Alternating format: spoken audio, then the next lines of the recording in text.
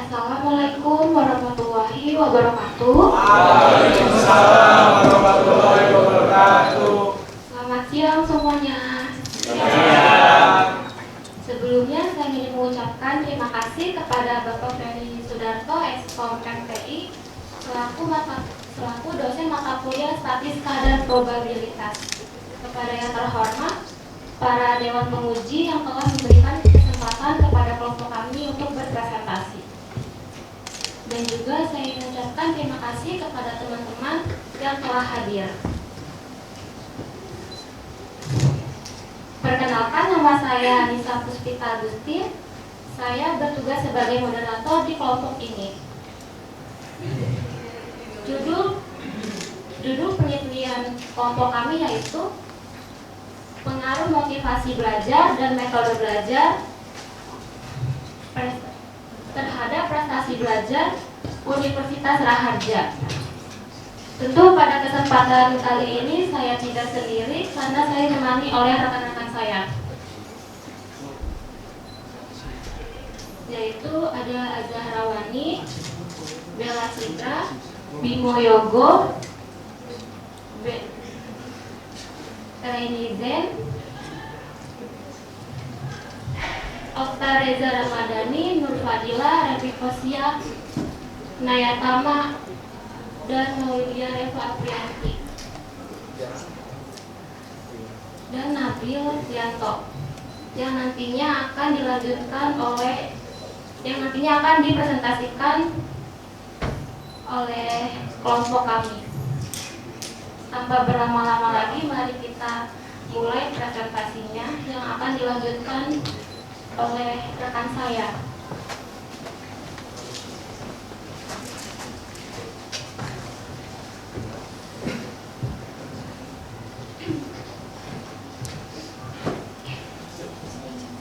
Jadi latar belakang dilakukannya penelitian ini mempelajari motivasi dan metode belajar terhadap prestasi akademik mahasiswa Universitas Raharja. Motivasi terdiri dari motivasi intrinsik atau dorongan internal dan ekstrinsik atau dorongan eksternal. Berperan penting dalam menentukan fokus dan usaha belajar mahasiswa. Selain itu, metode belajar yang efektif seperti presentasi, diskusi kelompok, tanya jawab, dan penggunaan teknologi juga berpengaruh signifikan pada hasil akademik. Setiap mahasiswa memiliki gaya metode belajar yang berbeda. Tentu penting untuk menemukan metode yang sesuai. Penelitian ini bertujuan memberikan wawasan bagi dosen dan universitas dalam merancang strategi untuk meningkatkan motivasi dan metode belajar guna mendukung kualitas pendidikan yang lebih baik. Selanjutnya akan dibacakan oleh rekan saya.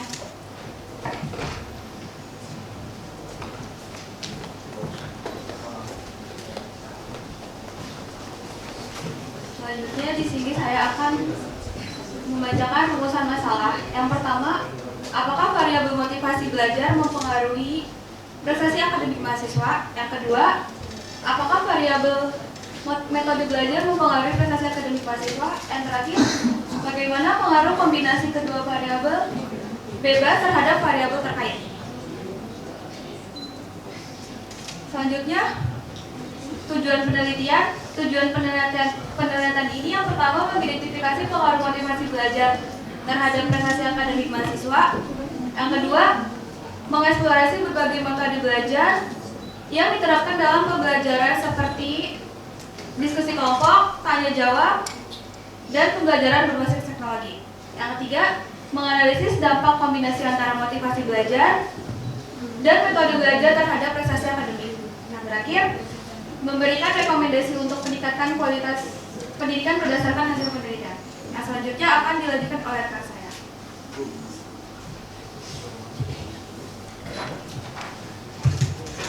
Baik, terima kasih atas waktunya. Rekan-rekan sekalian, di dalam penelitian ini kami mengambil beberapa buku sebagai referensi. Ini hanya sebagai contoh saja. Tentunya kami tidak hanya berpaku pada satu referensi saja. Kami melakukan cross-check juga berbagai jurnal dan pendapat ahli maupun peneliti lainnya.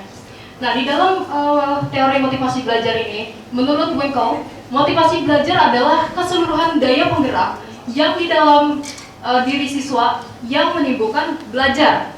Lalu, apa yang dimaksud, apa pengertian daripada motivasi itu sendiri? Nah, di dalam buku karya Deci dan Ryan tahun 1985, Intrinsic Motivation and Self-Determination in Human Behavior. Di sini jadi motivasi itu ada dua. Yang pertama motivasi intrinsik, dorongan internal. Yang kedua adalah motivasi ekstrinsik, yaitu faktor eksternal seperti rewards atau juga tekanan sosial. Teori mekanistik cenderung melihat organisme manusia sebagai pasif, yaitu didorong oleh interaksi dorongan fisiologis dan rangsangan lingkungan, faktor eksternal yang tadi. Sedangkan teori organis cenderung melihat organisme sebagai aktif, yaitu memiliki kehendak dan memulai perilaku. Jadi teori intrinsik ini melihat kita sebagai organisme yang aktif, bukan hanya reaktif. Nah, di dalam buku ini juga dijelaskan bahwa motivasi intrinsik bisa menekan pengaruh dari faktor eksternal. Jadi ibaratnya apabila kita telah memiliki fondasi yang kuat, kita memiliki kesenangan dalam melakukan sesuatu, kita sudah meniatkan, menetapkan goals kita, maka faktor-faktor eksternal tadi bukan lagi menjadi sebuah tantangan. Nah, lalu bagaimana kondisi atau kasusnya di negeri kita ini? Nanti akan ada pembuktiannya, khususnya di lingkungan Raharja ini. Yang kedua, untuk metode pembelajaran, bahasan metode pembelajaran ini kami mengambil referensi salah satunya dari buku berjudul Education Overall, karya Robert Edward Slavin tahun 1966. Jadi metode pembelajaran itu ada 3. Yang pertama berpusat pada pengajar, yang kedua berpusat pada peserta didik, dan gabungan keduanya. Nah, di dalam buku ini pembelajaran kooperatif ditekankan. Pembelajaran kooperatif ini masuk ke dalam metode pembelajaran yang berpusat kepada siswa. Nah, pembelajaran kooperatif mengacu pada berbagai metode pengajaran di mana peserta didik bekerja dalam kelompok kecil untuk saling membantu mempelajari konten akademik. Peserta didik diharapkan untuk saling membantu berdiskusi, berdebat, menilai pengetahuan satu sama lain, dan mengisi kekosongan pemahaman satu sama lain. Berbeda halnya dengan kalau kita belajar sendiri, akan ada titik di mana kita merasa buntu atau stuck. Sedangkan mungkin rekan-rekan juga tahu bahwa kita bisa belajar dari mana saja. Kita ibaratkan bahwa pengajar pun bisa belajar 1-2 hal dari para peserta didiknya. Baik. Nah, jadi kita di sini fill in the gaps, saling mengisi kekosongan pemahaman satu sama lain. Kemudian kita mau melihat nih, apakah metode pembelajaran yang seperti ini perlu ditekankan kembali untuk digunakan di dalam pembelajaran di Universitas Raharja ini. Nah, ini yang menarik juga rekan-rekan sekalian. Kalau kita tahu di kebanyakan kasus, ketika pengajar bertanya kepada peserta didiknya, maka akan ada beberapa kelompok yang bersemangat untuk berebut menjawab pertanyaan. Lalu ketika jawaban tersebut dirasa kurang tepat, apa yang akan terjadi? Kemungkinan besarnya adalah ditertawakan. Dan rasanya bukan 1 atau 2 orang saja yang menertawakan, dan kemudian sedangkan kita hanya sendiri, itu akan membuat kita merasa kecil. Dan efeknya apa? Kedepannya ketika ada kesempatan untuk menjawab itu lagi, kita akan menjadi sungkan, kita akan takut untuk mengambil inisiatif menjawab pertanyaan tersebut. Nah, dinamik seperti ini yang mau kita hindari. Maka dari itu, hasil daripada penelitian kami persembahkan, dan untuk bahasan lebih lanjut saya serahkan kepada rekan saya.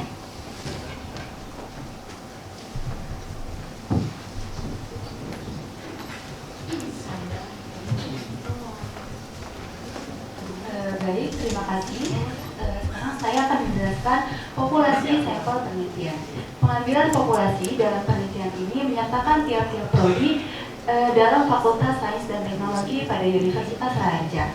Populasi tersebut tersebar di 5 jurusan, yaitu ada manajemen informatika dengan populasi terkecil yaitu 5 mahasiswa, pendidikan teknologi informasi memiliki populasi sebanyak 6 mahasiswa, sistem informasi memiliki populasi sebanyak 61 mahasiswa, sistem komputer memiliki populasi sebanyak 65 mahasiswa, dan teknik informatika memiliki populasi tertinggi yaitu 99 mahasiswa.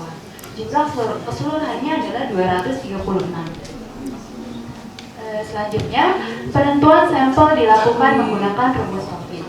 Kami menggunakan rumus Lofin untuk menghitung jumlah sampel dari responden sebanyak 236. Di mana rumus Lofin n kecil yaitu n kecil sama dengan n besar sama dengan 1 ditambah n dikali E kuadrat, di mana N kecil adalah ukuran sampel, N besar adalah ukuran populasi, E persen kelonggaran ketidaktelitian karena kesalahan pengambilan sampel yang masih ditaksir atau diinginkan. Dari keterangan di atas, maka dapat diperoleh sampel sebagai berikut. N sama dengan 236 dibagi 1 ditambah 236 dikali 0,1 kuadrat. Hasil keseluruhannya adalah 70,24. Setelah dibulatkan, didapatkan sampel sebanyak 70 mahasiswa. Selanjutnya ada pembahasan uji validitas. Validitas adalah ukuran sejauh mana instrumen mampu mengukur apa yang ingin diukur. Syarat uji validitas, jika R hitung lebih kecil dari R tabel, data tidak valid dan dibuang. Jika nilai dua sisi signifikasi lebih besar dari alfa 0,01, data tidak valid dan dibuang. Ada pada hasil uji validasi P1 sampai P11, di mana kami mengukur variabel untuk motivasi belajar. Terlihat bahwa semua nilai R hitung lebih besar dari nilai R tabel, yaitu 0,306 dengan nilai signifikasi 0,00, lebih kecil dari nilai alfa yaitu 0,01. Ini menyatakan bahwa seluruh pertanyaan dinyatakan valid. Sebagai contoh, item P1 dinyatakan valid karena nilai R hitungnya 0,683 lebih besar dari 0,306.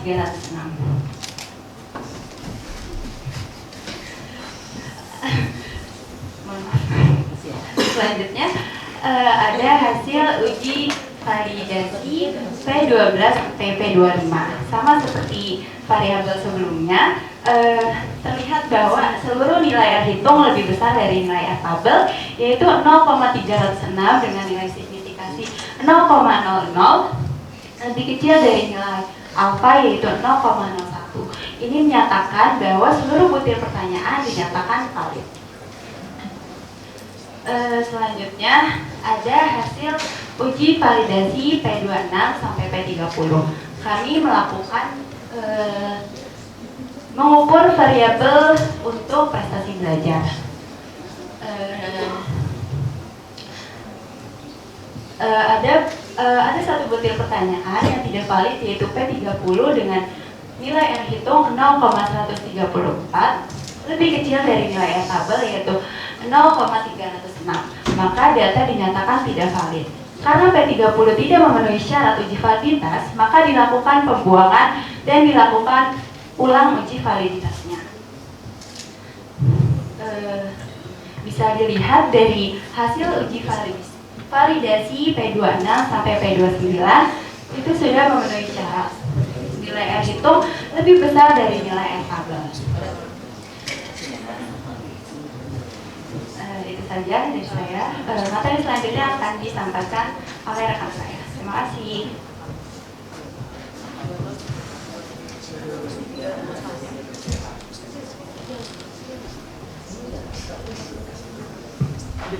Baik, terima kasih buat rekan saya. Selanjutnya saya akan membahas tentang uji Uji reliabilitas. Sebelumnya definisi dari uji reliabilitas adalah proses untuk mengukur sejauh mana instrumen penelitian seperti kuesioner mampu menghasilkan hasil yang konsisten.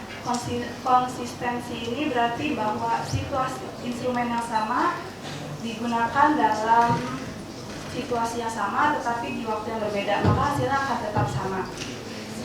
Menurut Sugiono 2016, kuesioner dianggap reliable jika jawaban responden stabil dari waktu ke waktu. Kami menggunakan metode yang kami gunakan pada uji reliabilitas adalah Cronbach alpha karena teknik ini adalah salah satu yang paling umum digunakan untuk mengukur reliabilitas internal dari instrumen. Instrumen dianggap reliable kalau misalkan nilai dari Cronbach alpha-nya itu lebih besar 0,60. Semakin tinggi nilai Cronbach alpha-nya semakin bagus. Kalau misalkan dia nilainya mendekati 1. Bisa dilihat dari tabel yang ini ada dari variabel motivasi belajar. Bisa dilihat tabel 3,7 nilai yang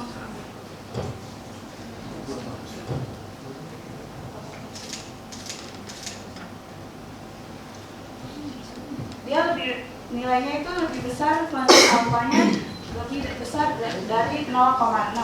Jadi kosakan itu bisa dilihat juga dari nilai tabelnya itu ada 0,306 bisa, dan Cronbach alpha if item relate itu bisa lebih besar juga.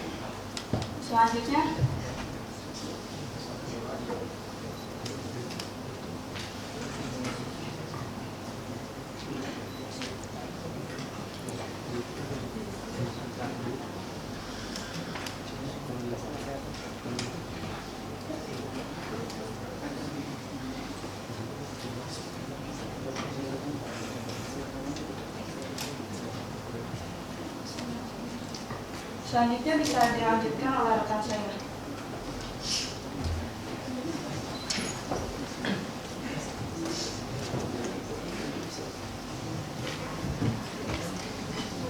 Oke, terima kasih kepada rekan saya yang tadi menjelaskan uji reliabilitas. Sekarang kita memasuki ke uji normalitas. Kita bisa lihat di uji normalitas motivasi belajar, kita menggunakan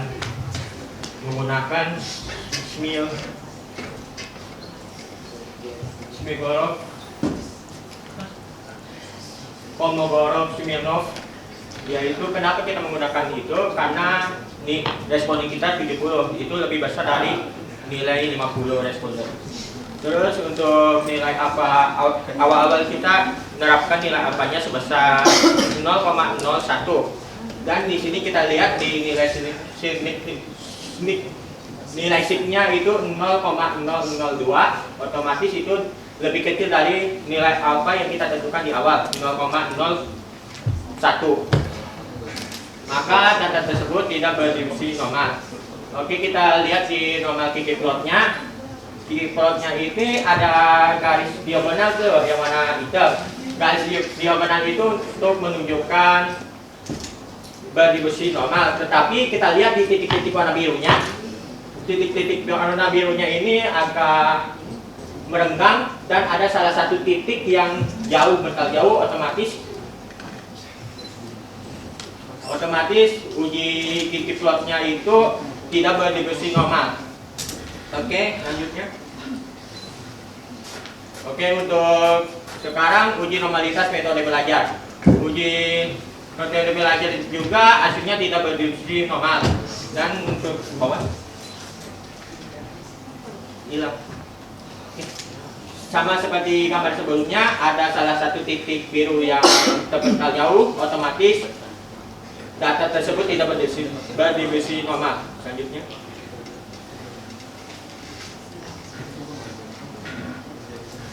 kita masuk ke uji normalitas prestasi belajar. Jadi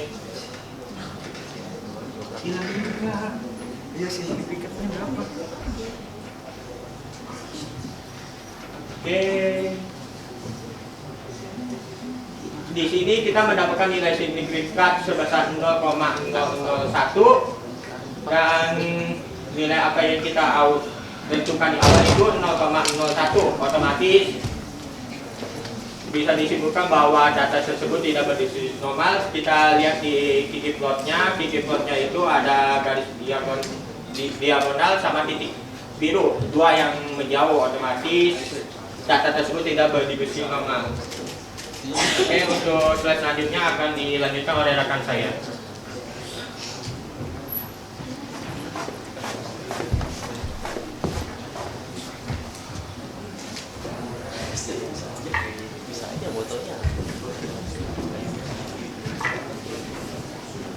Baik, terima kasih atas rekan.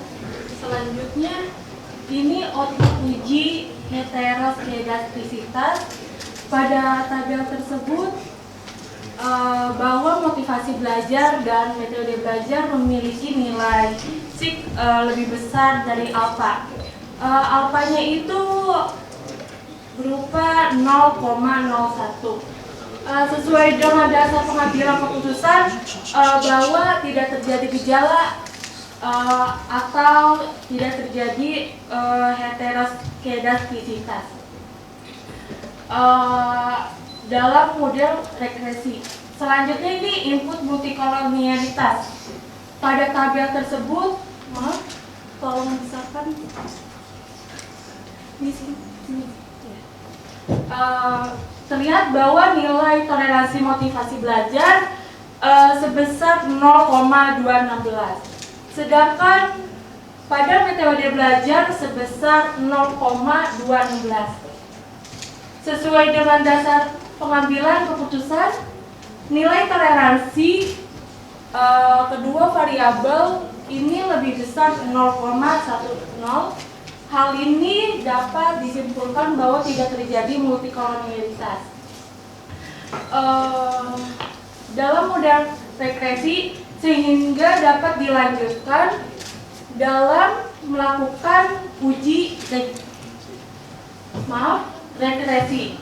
Jika dilihat nilai VIF, motivasi belajar ini sebesar pada 4,632. Sedangkan dengan metode belajar ini sebesar di sini 4,632. Selanjutnya ini adalah tabel scatter plot. Sesuai dengan ketentuan tidak terjadi gejala atau masalah heteroskedastisitas. Bahwa disimpulkan pada gambar scatter plot pada tabel di atas ini bahwa tidak terjadi masalah atau masalah heteroskedastisitas. Oke, selanjutnya akan dilanjutkan oleh rekan saya.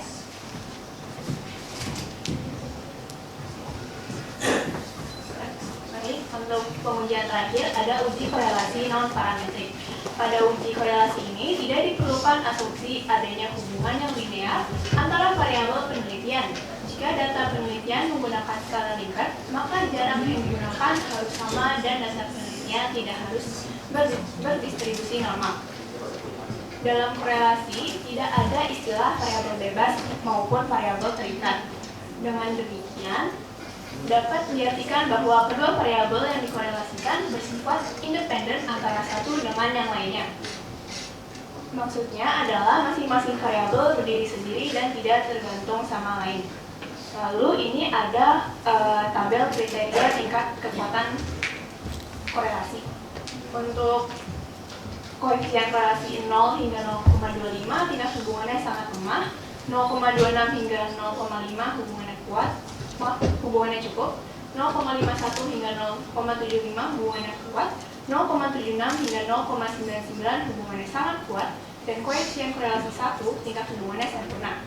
Lalu ada dua hipotesis hipotesis 0, tidak terdapat hubungan yang signifikan antara metode atau motivasi belajar terhadap prestasi belajar, dan hipotesis 1, terdapat hubungan yang signifikan antara metode atau motivasi belajar terhadap prestasi belajar.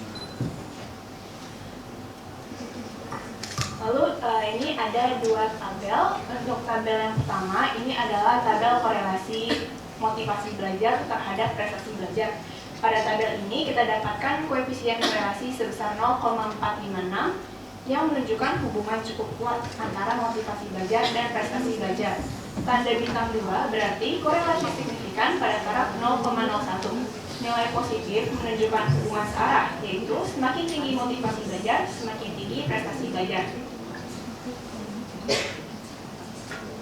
Nilai signifikasi sebesar 0,000 lebih kecil daripada 0,01 berarti H0 ditolak sehingga hubungan tersebut signifikan. Lalu pada tabel kedua, ini tabel korelasi metode belajar dan prestasi belajar.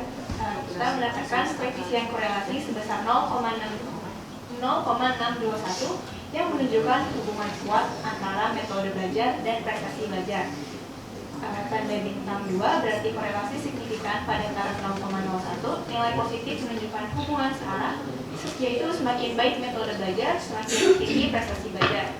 Nilai signifikasi sebesar 0,00 lebih kecil daripada 0,1 menunjukkan H0 ditolak sehingga hubungan tersebut signifikan.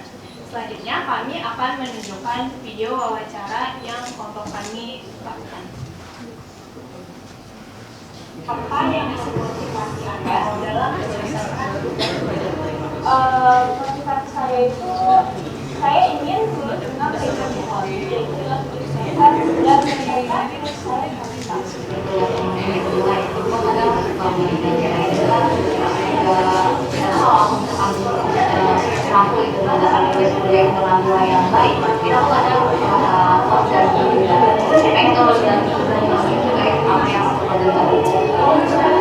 Saya sendiri motivasinya orang tua sih, ketika orang tua, terus juga pengen dapat IPK yang bagus.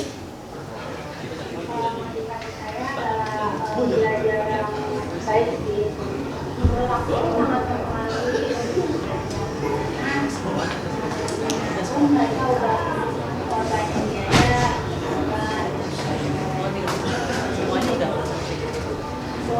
untuk dari jangka panjang. Ada sekarang aku kayak ada kuis ataupun ada kayak sedikit candaan sedikit yang banyak di dalam tadi itu sih mungkin ya depannya lebih baik kayak ada sesi penjelasan ada sharing juga ada kita juga ada Pelajaran yang menarik itu aku lebih suka discuss. Jadi misalkan ada suatu case atau peristiwa, nah itu kita gabungin bareng-bareng bagaimana cara menyelesaikan peristiwa. Membantu banget buat ibu yang sekarang aku udah banyak ada tugas yang banyak banget ya misalnya ada bikin revolusi dan lain sebagainya dan itu cukup memudahkan aku buat mencari materi ataupun aku bisa tahu pengalaman aku teknologi saat membantu saya dalam proses pembelajaran karena menggunakan pembelajaran dan pembelajaran konsep.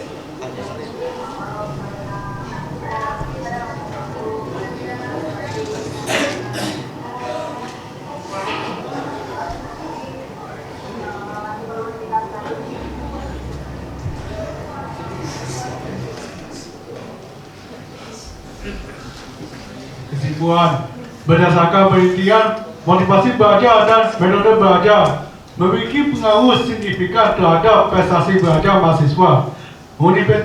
Universitas saja, motivasi intrinsik dan estetik berkontribusi positif pada pencapaian akademik. Sementara metode belajar interaktif seperti tanya jawab dan diskusi kelompok mendukung hasil yang lebih baik. Kombinasi motivasi tinggi dan metode belajar efektif memberikan dampak lebih besar dibandingkan bahwa masing-masing secara terpisah. Uji statistik menunjukkan hubungan yang kuat dan searah antara kedua faktor tersebut dengan prestasi belajar. Menegaskan bahwa prestasi meningkat seiring tingginya motivasi dan efektivitas metode belajar. Saran untuk mahasiswa, tingkatkan motivasi belajar dan gunakan metode belajar yang tepat untuk mendukung prestasi akademik dosen. Rancang metode pengajar efektif yang mempertimbangkan motivasi dan gaya belajar mahasiswa. Universitas diharapkan pihak universitas dapat terus mengembangkan program pendidikan motivasi dan keterampilan serta pengenalan lebih mendalam terhadap prospek gaya masing-masing program studi. Saya akan dibacakan oleh rekan saya.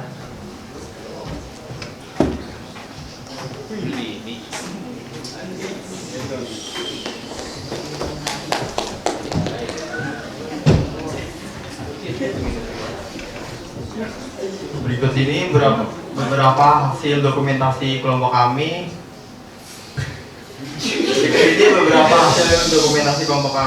Akan berarti bagi kami, tentunya kami sudah berusaha semaksimal mungkin.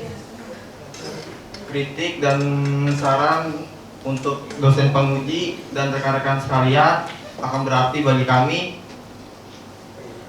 Itu saja yang kami sampaikan. Jika ada kekurangan atau kesalahan, sekian, terima kasih.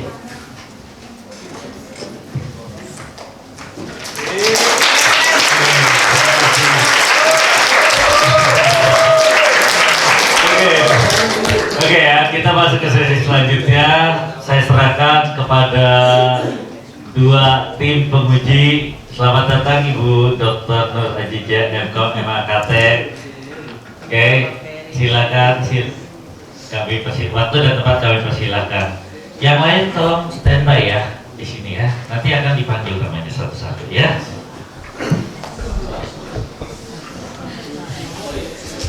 Ini udah semua ya? Udah semua. Satu kelompok. Baru satu kelompok. Ada berapa kelompok? Ada 3. 2 lagi berarti. Oke, bismillahirrahmanirrahim. Assalamualaikum warahmatullahi wabarakatuh. Selamat siang menjelang sore hari dan menjelang malam hari. Ya, alhamdulillah masih tetap semangat. Terima kasih Pak Ferry selaku dosen mata kuliah statistik ya Pak ya. Statistik dan anak-anakku semuanya yang super cantik, ganteng, yang pinter-pinter semua, Masya Allah ya. Tadi pemaparan dari kelompok 1 ya, itu sudah luar biasa sih gitu menurut saya. Tadi saya sedikit baru datang ya, jadi belum melihat dari awal gitu. Tapi secara keseluruhan ya, berarti kalian sudah memahami gitu ya, memahami konsep dari praktek presentasi ya, materi di statistik. Menurut informasi Pak Ferry ini bagaimana Anda mengembangkan ke dalam kehidupan sehari-hari gitu ya. Apalagi tadi sudah ada pengolahan data dengan menggunakan apa tuh? SPSS ya? SPSS ya, berarti kalian sudah tahu apa itu validitas, apa itu reliabilitas gitu ya. Kenapa harus reliabilitas gitu kan ya. Nah terus sampai dengan hipotesis nggak sih? Ya, ada pengaruh antara X dan Y gitu ya. Variabel X dan Y, berarti ada uji T dan uji F gitu ya. Berarti nanti pada saat Anda meneliti, ini adalah awal dari ilmu Anda untuk Anda bisa meneliti dengan tema yang lain bisa gitu ya. Pada saat Anda nanti, ini FST semua ya? Ada FEB nggak? Nggak ada? Oh ini ilmu komputer semua? Oh iya boleh ya. Nanti pada saat Anda skripsi ya, itu bisa Anda buat model seperti ini gitu ya. Dengan menggunakan hipotesis, model Anda dihipotesiskan gitu ya, di apa namanya, diuji coba gitu ya. Mungkin Anda kan membuat sistem atau membuat program ya. Nah itu bisa Anda kembangkan dengan penelitian dengan menggunakan statistik gitu ya. Memang sebenarnya orang IT ya, ilmu komputer itu harus kuat matematikanya, benar nggak? ya kan? Aslinya komputer kan bahasanya kan hanya 1 dan 0, 0 dan 1, ya kan? Ya, jadi kalau kalian sudah mengerti pengolahan data, matematika seperti ini, mau meneliti apapun kalian sudah tahu dasarnya. Ya, jadi luar biasa kelompok 1 ya, dikembangkan lagi konsepnya ya. Mudah-mudahan nanti mungkin bukan Pak Ferry lagi dosennya, dosen yang lain kalau memang diminta untuk tugas yang lebih dari ini Anda sudah siap gitu ya. Nah, karena kan konsep dasarnya sudah punya gitu ya. Nanti next sama Pak Ferry buat penelitian ya, nanti membuat paper penelitian, hibah dan sebagainya ya. Jadi pada saat nanti Anda buat skripsi ya, sudah punya tuh penilaian objektifnya ya, jurnal sudah punya, hibah sudah punya, wah luar biasa, keren nih ya. Baik, ditingkatkan, luar biasa hasilnya. Kita tepuk tangan dulu dong untuk kelompok 1.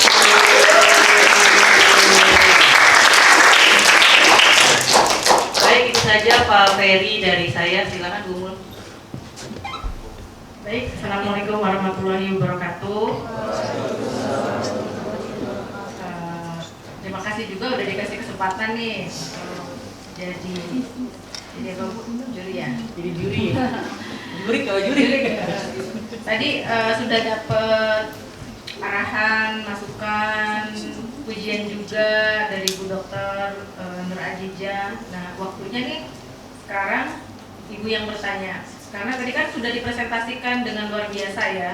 Ibu lihat sih hasilnya luar biasa. Karena ada data-datanya lengkap gitu ya, dari mulai wawancara dan lain-lainnya itu sudah ada gitu.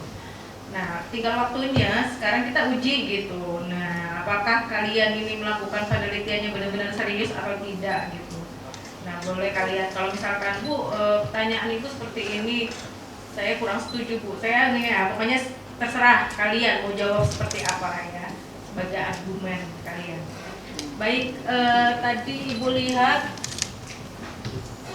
Ibu lupa tadi namanya siapa, tapi memang pemaparannya luar biasa. Ibu nggak tahu namanya siapa ya. Boleh, ini ada satu kelompok itu berapa orang? 11 orang. Yang kelompok 1 11 orang. Baik. Kenapa kalian? Kan tadi kan ada penentuan metode ya, bukan metode ya, sampel, ada populasi, ada sampel. Nah, kenapa kamu milih sislopin padahal kan banyak metode-metode lain gitu, teori-teori yang lain yang mendasari untuk menentukan sampel tersebut. Itu pertanyaan pertama. Pertanyaan kedua nanti menyusul. Silakan. Boleh siapa saja.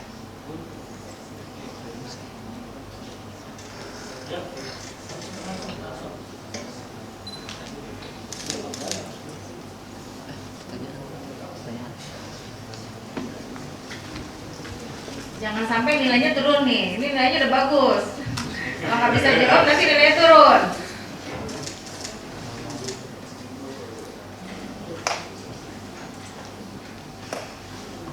Ya, silakan. Silakan. Gak apa-apa, perwakilan gak apa-apa. Yuk, namanya belajar, yuk. Saya sudah bilang belajar, gak apa-apa.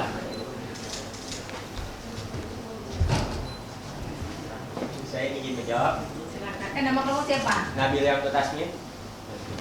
Nabil. Ya, sip. Nabil. Menurut saya uji sampel menggunakan rumus Lovin itu lebih mendekati dengan penelitian kita sih, menurut saya. Menurut kamu, penelitian kamu, kenapa sih kamu milih apa tadi metode belajar, pengaruh motivasi belajar dan metode belajar terhadap prestasi belajar mahasiswa? Nah, ini juga kan judulnya bagus nih. Tadi udah disinggung juga tuh sama Bu Dokter, ada variabel-variabel yang diuji ya, dan diukur gitu ya. Tadi hasilnya sudah ada. Nah, variabel apa aja nih? Bisa nggak kamu nentuin X itu apa, Y itu apa? Untuk variabel X pertama itu yaitu metode motivasi belajar, dan untuk X2-nya itu metode belajar, dan untuk Y-nya itu prestasi belajar terhadap mahasiswa. Jadi penelitiannya untuk mengetahui ya. Iya. Dan membuktikan adakah pengaruh dari variabel X terhadap Y ya, secara parsial ya. Iya.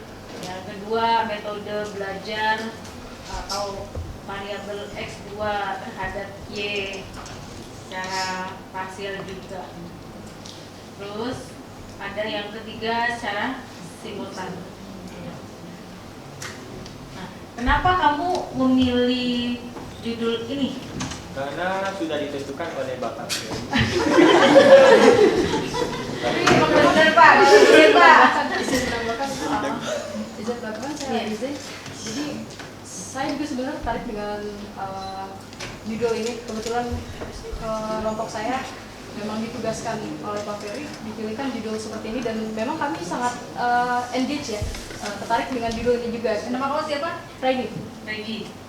Ya gimana? Terus lanjut. Karena saya seiring tunggu sebentar. Reni C. Oh, Reni J. Ya. Baik, dalam penggunaan sosial media saya terpapar dengan banyaknya tentang psikologi. Saya juga jadi belajar sedikit-sedikit, dan saya tertarik di dalam sana. Maka judulnya sangat cocok, sangat menarik perhatian saya karena ini berhubungan dengan psikologis pelajar gitu. Nah, juga judul ini kan sangat saya berharap sih mungkin bisa sangat bermanfaat bagi universitas juga ya. Jadi mempelajari metode seperti apa atau bagaimana cara merangkul mahasiswa untuk menjadi pelajar yang berkualitas gitu. Iya, sebenarnya metode judul yang kamu ambil ini kan sebenarnya kegiatan kalian saat kuliah, saat belajar. Benar nggak sih? Hasilnya apa dari penelitian ini? Adakah memang pengaruh motivasi belajar itu dan metode belajar itu terhadap prestasi? Baik, dari hasil penelitian kami, ya ada. Dari hasil penelitian kami menunjukkan bahwa data-data memang menunjukkan bahwa dari antara variabel bebas ini, motivasi belajar dan metode belajar terhadap variabel terikatnya yaitu prestasi belajar mahasiswa linear ya Ibu, izin searah gitu, searah ya. Jadi ya ketika ditanya mahasiswa apakah puas dengan nilainya, dengan jawaban-jawaban sebelumnya bagaimana motivasi mereka dalam belajar dan metode seperti apa yang mereka sukai, itu mereka merasa cukup puas dengan hasil belajar mereka. Nah, oke. Tadi ngomongin masalah tadi ada pengukuran juga kan, namanya metode pengaruh penelitian ini kan yang diukur itu kan dari variabel-variabel yang ini ya. Indikatornya kamu dapat dari mana? Indikator kami juga mencari referensi dari para ahli, terutama Bapak Sugiono ya. Ya, ini ada nggak coba Ibu lihat? Karena indikator ini kan yang dijadikan instrumen ya, yang nantinya kamu sebarkan instrumennya, kemudian kamu nanti analisis juga, diinterpretasikan juga, gitu. Coba lihat indikatornya. Baik Ibu, izin untuk di PPT kami dibatasi untuk sampai 20 slide saja, tapi kami ada datanya di makalah. Ada, ya. Indikator-indikatornya ada. Betul. Nah, jadi dasar kamu membuat soal, soal kuesioner dari indikator tersebut. Betul. Iya. Nah, sudah dilakukan validasi tentunya ya. Ya. Tadi ada pertanyaan yang tidak valid. Betul Ibu, di pertanyaan nomor 30. Kenapa? Tahu nggak? Kenapa dia tidak valid? Setelah dilakukan penghitungan, nilai tidak sesuai dengan uji syaratnya. Iya. Kenapa? Enggak. Kamu tahu alasannya nggak? Di pertanyaan 30 itu yang terakhir, kita menanyakan apakah belajar itu penting untuk dalam ujian atau tidak perlu karena hanya berupa keberuntungan. Nah ternyata hasilnya jawabannya bervariasi Ibu. Ya, jadi mungkin ada yang memang percaya bahwa belajar itu memang sangat penting, atau mungkin mereka suka belajar juga tapi mereka masih percaya bahwa keberuntungan itu ada di dalam ujian tersebut gitu. Makanya Karena ujiannya ABC gitu ya. Jadi iya betul.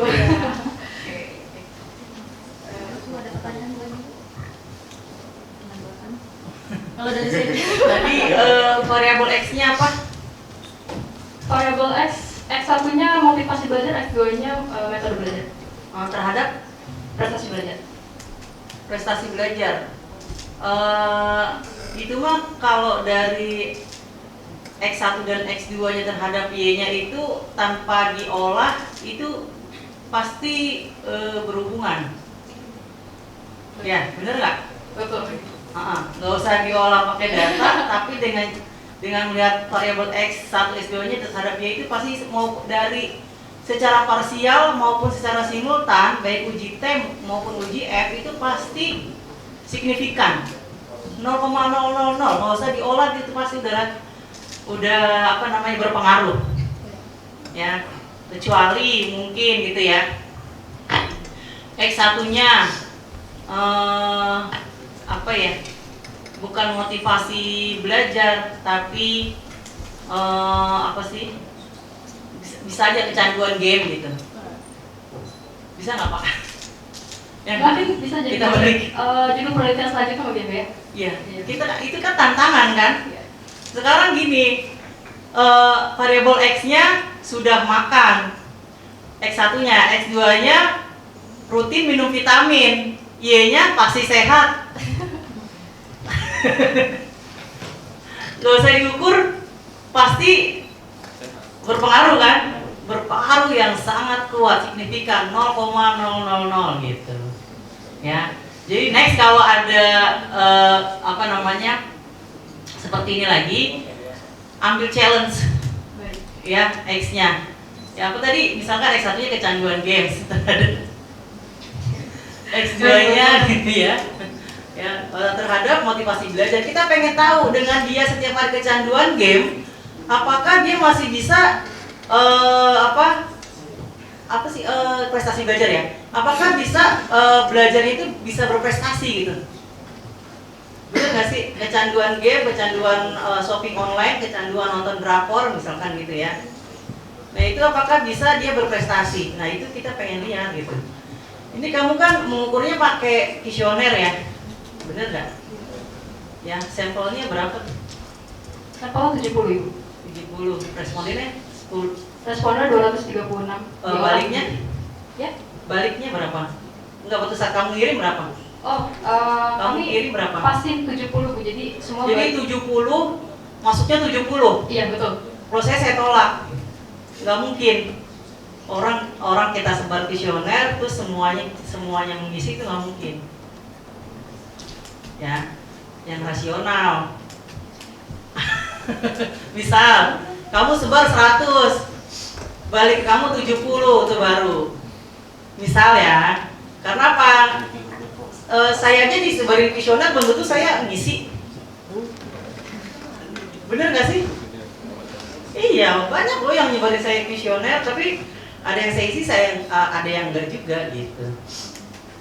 Kalau kirim 70, masuk 70 dipaksa itu suruh ngisi. Jadi itu pasti nggak mau pusing itu ya. Aslinya bisa jadi merem tuh. Ya, yang bobot 4-nya berapa, yang bobot 3-nya berapa itu. Jadi belajar rasional ya. Nggak apa-apa sih, ini kan konsep dasar aja ya, belajar, tapi nanti kesannya begitu ya. Kalau kalian nanti mau meneliti di S2, di S3 gitu ya, yang rasional dan relevan aja sih gitu ya. Misalkan populasinya misalkan warga DKI Jakarta gitu ya, respondennya misalkan itu ada 1000 warga gitu, nggak mungkin 1000 warga dikirim kuesioner 1000-1000-nya ngirim gitu kan, pasti ada warga yang gaptek gitu kan, yang mungkin nggak tersentuh, nggak kenal WA, nggak kenal email gitu kan. Nah, bagaimana kamu menyebar kuesionernya kan gitu ya. Jadi banyak faktor-faktor yang mungkin bisa jadi ya faktor yang di luar gitu ya. Bener nggak? Ya itu sih sebenarnya. Tapi itu masalah yang biasa sih. Pada saat skripsi di Fakultas Ekonomi dan Bisnis juga kayak gitu. Tapi biasanya kalau saya saklek, saya balikin. Yang benar revisi lagi. Kamu, iya Bu, saya sebar 100. Di Alfamart masuknya 100. Memang kamu nungguin di Alfamart 24 jam? Kan nggak mungkin gitu ya. Itu aja sih dari saya ya. Secara keseluruhan keren, luar biasa ya. Lanjutkan prestasinya. Semoga yang judul IE-nya itu benar-benar ada di kalian ya. Apa IE-nya tadi? Prestasi ya, prestasi belajarnya semoga meningkat semua ya. Tepuk tangan dong buat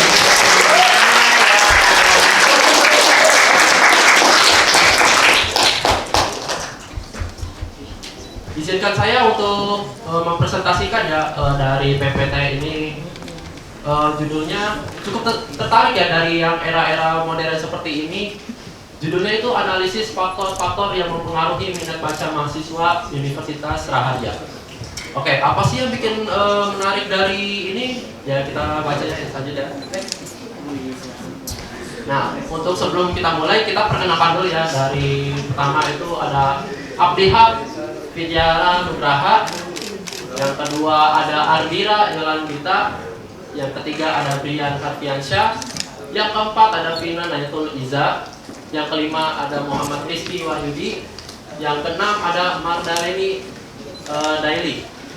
Yang ketujuh ada Rafid Afianto. Selanjutnya ada Ayan Rabani. Yang selanjutnya ada Resmini Zengua. Selanjutnya lagi ada Resiman Percaya Gula. Dan yang terakhir saya Syabila Raska Artila. Oke, next. Di sini kita mau ngejelasin dulu latar belakangnya. Minat baca merupakan salah satu indikator penting dalam pengembangan intelektual dan kualitas pendidikan mahasiswa. Ini jelas ya, karena setiap mahasiswa itu perlu minat baca. Kita juga kuliah juga untuk belajar, bukan untuk main-main seperti biasa.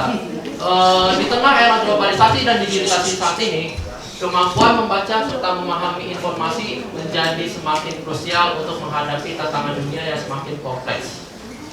Namun, minat baca di kalangan mahasiswa seringkali memerlukan perhatian khusus, mengingat adanya berbagai faktor yang mengaruhi baik dari lingkungan, teknologi maupun karakter individual itu sendiri.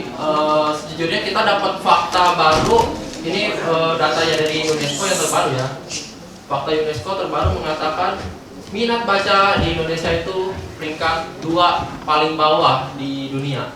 Itu sungguh tragis juga ya, apalagi Indonesia ini penduduknya banyak. Kalau kita hitung-hitung itu sekitar kita mengambil sampel 1000 orang, itu cuma ada 1 doang yang minat baca. Itu yang dikatakan oleh UNESCO. Selanjutnya, oke, divisi minat baca akan dilanjutkan oleh teman saya yang bernama Marda.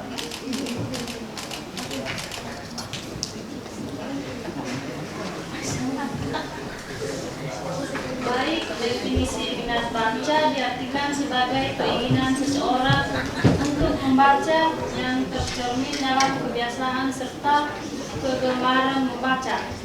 Tarigan 2008 menjelaskan bahwa minat baca adalah ketertarikan atau kecenderungan individu terhadap aktivitas membaca. Minat baca bisa melibatkan motivasi intrinsik dan ekstrinsik yang mendorong seseorang untuk membaca. Selanjutnya oleh teman saya, Brian.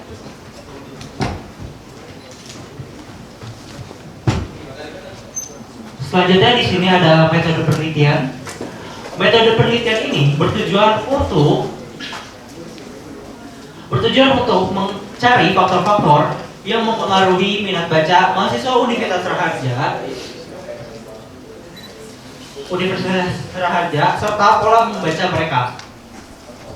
Penelitian ini menggunakan metode deskriptif dengan pendekatan campuran atau bisa disebut dengan mission method untuk yang berguna untuk mendapatkan faktor-faktor dari penelitian tersebut. Lalu di sini ada kedua metode penelitian yang kita gunakan, yaitu yang pertama adalah metode kuesioner. Teknik pengumpulan data dalam meminta responden menjawab pertanyaan untuk mengetahui pendapat, pengalaman, karakteristik mereka. Instrumen menggunakan skala Likert 1-5. Mencakup pertanyaan tentang frekuensi, jenis bahan bacaan, motivasi, dan hambatan membaca. Yang kedua, ada metode wawancara. Teknik pengumpulan data menggunakan wawancara ini langsung bertanya. Teknik pengumpulan data melalui interaksi langsung untuk mendapatkan informasi mendalam tentang pandangan atau pengalaman responden. Wawancara dilakukan dengan mahasiswa yang dipilih secara persuasif sampling, berfokus pada pengalaman membaca, pengaruh lingkungan, fasilitas kampus, dan preferensi bacaan. Selanjutnya akan kami tampilkan cuplikan kami melakukan wawancara di perpustakaan.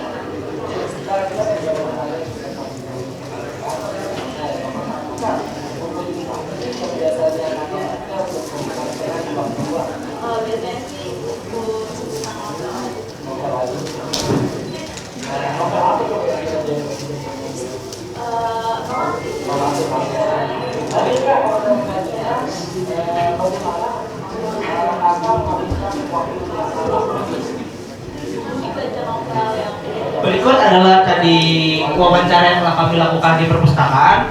Selanjutnya untuk materi selanjutnya akan dilanjutkan oleh rekan kami.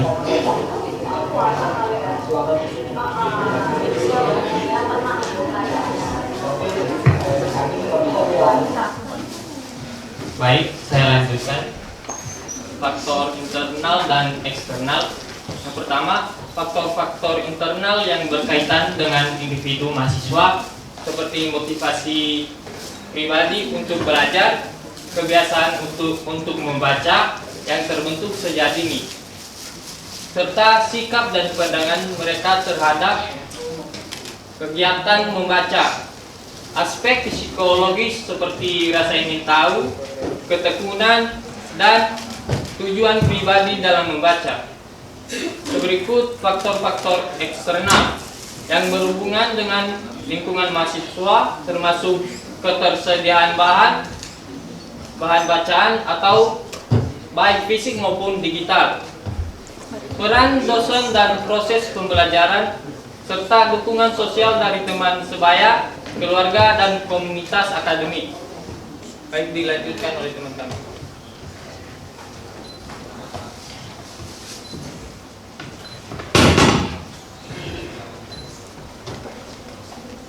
Baik, di sini saya akan melanjutkan mengenai tujuan dan manfaat.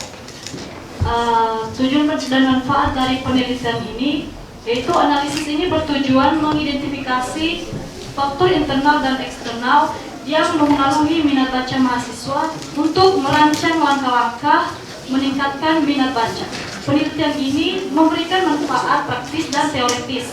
Contohnya, 1. Membantu pengelola perpustakaan merancang layanan dan koleksi yang sesuai. Yang kedua, mendorong mahasiswa memanfaatkan perpustakaan. Dan yang ketiga, mendukung universitas dalam merumuskan kebijakan pengembangan budaya literasi. Selain itu, hasilnya dapat menjadi referensi bagi penelitian lanjutan tentang literasi di pendidikan tinggi. Selanjutnya akan dilanjutkan oleh rekan kami.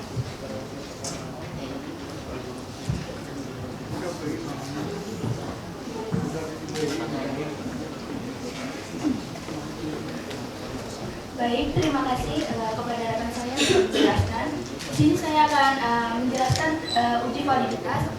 Tapi terlebih dahulu saya akan menjelaskan apa itu uji validitas. Uji validitas itu menunjukkan seberapa jauh pengukuran yang mampu menggambarkan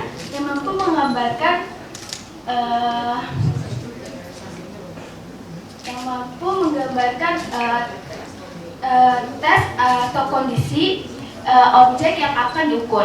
Caranya itu dengan membandingkan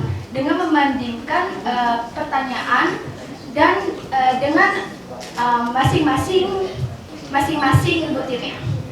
Di sini juga uji validitas itu menggunakan uji percent product moment atau connected item to total correlation. Di sini juga ada pengembalian dasar uji percent product moment, di mana membandingkan nilai R hitung dengan R table. Jika R hitung lebih besar dari R table, maka item soal angket dinyatakan valid. Dan sebaliknya, jika nilai R hitung lebih kecil dari R table, maka item soal angket dinyatakan tidak valid. Di sini juga masih ada penjelasan tentang uji validitas. Jumlah sampel sebanyak DL sama dengan N dikurang 2 atau 100 dikurang 2 sama dengan 98 dengan taraf signifikan sebesar 1%, alfanya bernilai 0,01, maka didapatkan nilai R table sebesar 0,2565. Selanjutnya kita bandingkan tiap item soal dengan R table untuk melihat tiap butir pertanyaan dapat dilihat nilai percent correlation-nya.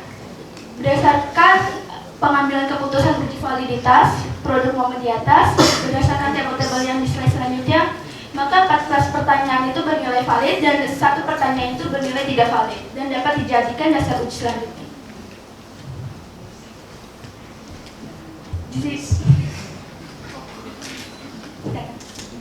Di sini yang pertama ada table analisis validitas suasana yang X1, di mana 5 pertanyaan tersebut dinyatakan valid karena R hitung lebih besar dari R table. Selanjutnya di table kedua itu ada analisis validitas daya pinjam X2, di mana ada 1 pertanyaan yang tidak valid karena R hitung itu bernilai 0,197 dan R table itu 0,2565. Dan dilakukan pengujian ulang. Pengujian ulangnya itu analisis validitas daya pinjam, di mana P6 itu sudah dilakukan pembuangan atau di delay.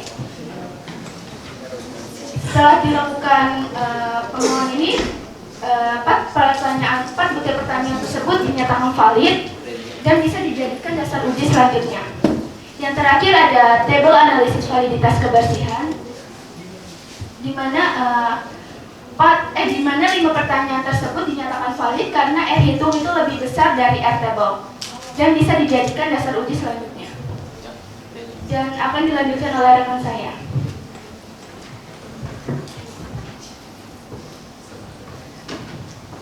Baik, terima kasih. Selanjutnya saya akan menjelaskan mengenai uji reliabilitas. Sebelumnya, uji reliabilitas itu merupakan suatu proses untuk mengukur konsistensibilitas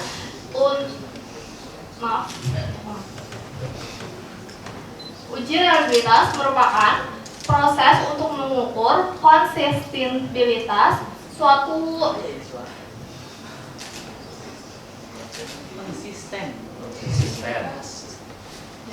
konsistensi. Baik.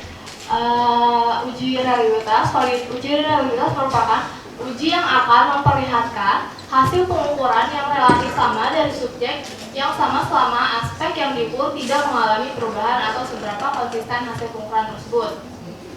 Jadi setelah dilakukan uji validitas yang dijelaskan sebelumnya, langkah selanjutnya adalah dengan melakukan uji reliabilitas. Dari data valid yang dari hasil uji validitas dijadikan dasar untuk menguji reliabilitas. Ada dua keputusan dasar dalam uji reliabilitas, yaitu yang pertama membandingkan nilai Crohn's base alpha dengan 0,6. Jika nilai Crohn's base alpha lebih besar dari 0,6, maka kuesioner atau angket dinyatakan reliable atau konsisten. Maka sebaliknya, jika nilai Crohn's base alpha kurang dari 0,6, maka kuesioner atau angket dinyatakan tidak reliable atau tidak konsisten. Yang kedua, membandingkan nilai Crohn's base alpha if then delete dengan R table. Jika nilai Crohn's base alpha if then delete-nya lebih besar dari R table, maka kuesioner dinyatakan reliable atau konsisten.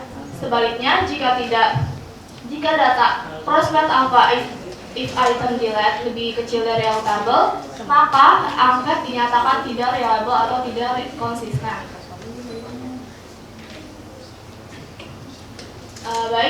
Berikut merupakan hasil dari uji reliabilitasnya. Untuk variabel X1, di sini kita akan membandingkan nilai Crohn's base alpha item delete-nya dengan nilai R table yang merupakan 0,2565. Dari masing-masing pertanyaan variabel X1, nilai Crohn's base alpha item delete-nya lebih besar dari R table, maka dapat disimpulkan bahwa instrumen penelitian X1 reliable atau konstan. Untuk variabel X2, di sini nilai Crohn's base alpha item delete-nya lebih kecil dari nilai R table, di mana mereka hasilnya tidak konstan. Jadi disimpulkan bahwa penelitian X2 dinyatakan tidak konstan atau tidak reliable. Yang terakhir, uji variabel X3. Untuk nilai Crohn's base alpha item delete-nya, dari masing-masing pertanyaan memiliki nilai yang lebih besar dari R table, maka dapat disimpulkan bahwa nilai X3 dinyatakan reliable atau konstan.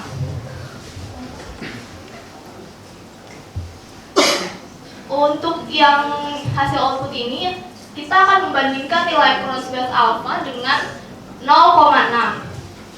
Untuk variabel X1, Crohn's base alpha lebih besar dari nilainya lebih besar dari nilai 0,6, yaitu 0,723 lebih besar dari 0,6, maka secara keseluruhan instrumen penelitian dinyatakan reliable atau konstan. Untuk X2, hasil outputnya nilai Crohn's base alpha 0,551 lebih kecil daripada 0,6, maka secara keseluruhan instrumen penelitian dinyatakan tidak reliable atau tidak konstan. Yang terakhir, untuk X3, nilai Crohn's base alpha-nya 0,728 dinyatakan lebih besar dari 0,6, maka secara instrumen penelitian dinyatakan reliable atau konstan. Dapat disimpulkan bahwa nilai uji reliable untuk variabel X1 dan X3 merupakan konstan atau reliable, sedangkan X2-nya tidak konstan dan tidak reliable. Selanjutnya akan dijelaskan oleh rekan saya.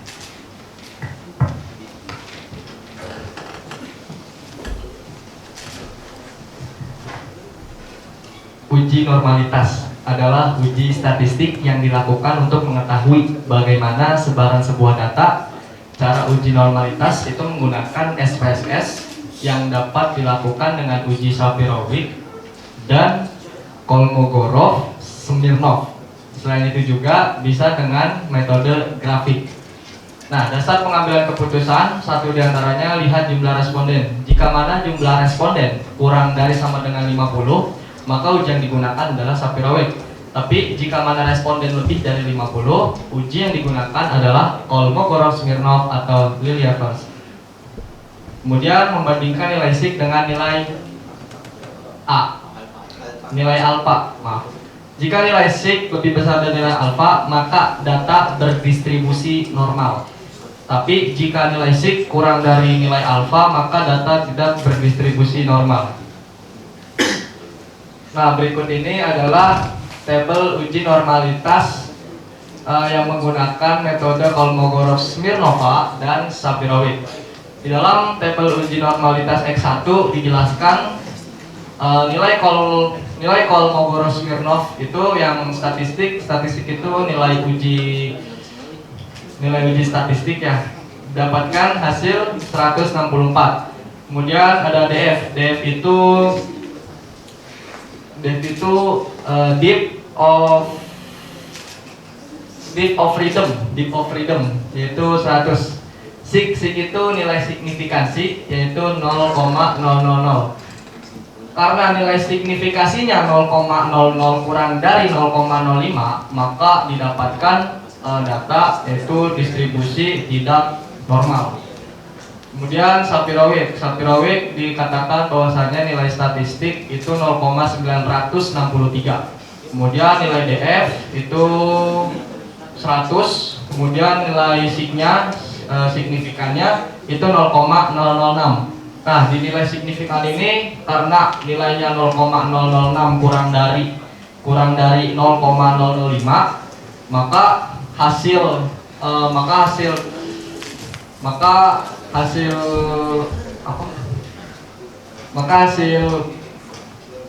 distribusi tidak normal. Kemudian ada uji normalitas X2.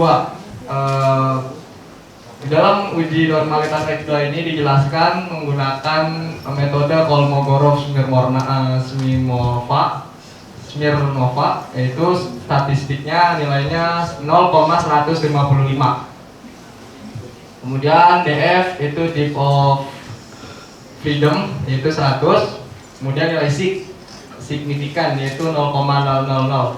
Karena di sini nilai signifikannya 0,00 kurang dari 0,005, maka data berdistribusi tidak normal.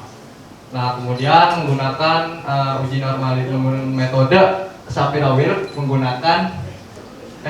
uji normalitas menggunakan metode Sapir-Whorf dijelaskan bahwasanya nilai statistik yaitu 0,947, kemudian DF deep of freedom yaitu 100, kemudian nilai sig yaitu 0,001. Ya, didapatkan bahwasanya nilai signifikan 0,001 kurang dari 0,005, maka hasil distribusi tidak normal. Kemudian selanjutnya uji normalitas X3 menggunakan metode Kolmogorov-Smirnova. Dapatkan bahwasanya nilai statistiknya yaitu 0,118, kemudian DF deep of freedom yaitu 100, kemudian ada nilai sig yaitu signifikan 0,01. Karena nilai signifikannya 0,01 kurang dari 0,05, maka data dikatakan maka distribusi data tidak normal.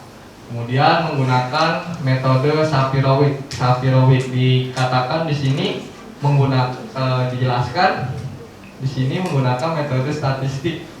Hasilnya adalah 0,964. Kemudian DF deep of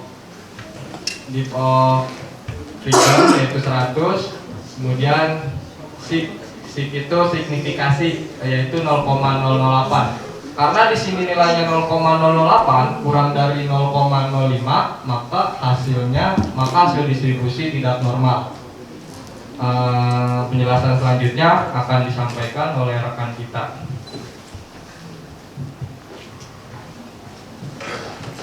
Oke, di sini saya lanjutkan dengan uji hipotesis X1.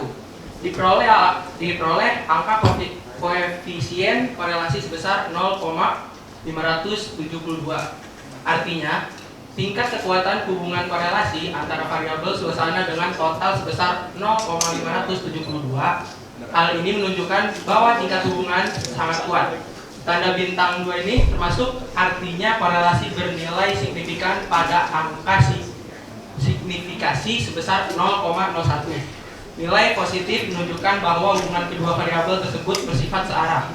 Hal ini berarti bahwa semakin ditingkatkan suasana, maka total akan semakin meningkat.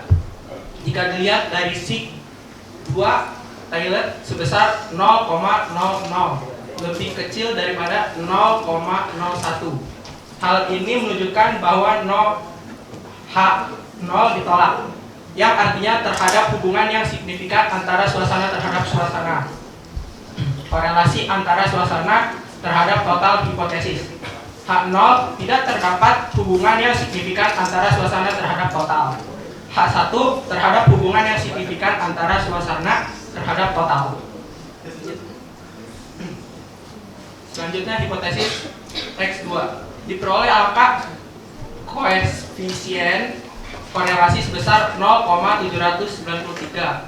Artinya, tingkat kekuatan hubungan korelasi antara variabel daya pinjam dengan total sebesar 0,793.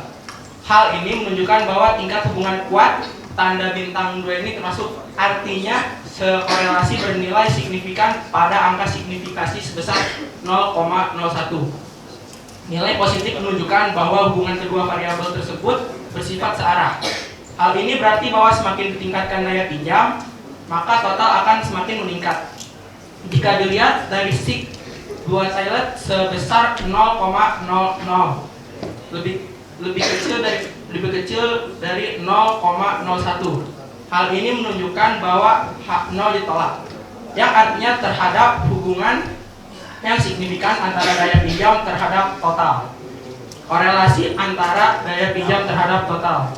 Hipotesis H0 tidak terdapat hubungan yang signifikan antara daya pinjam terhadap total. H1 terhadap hubungan yang signifikan antara daya pinjam terhadap total. Selanjutnya, lanjutkan oleh rekan saya.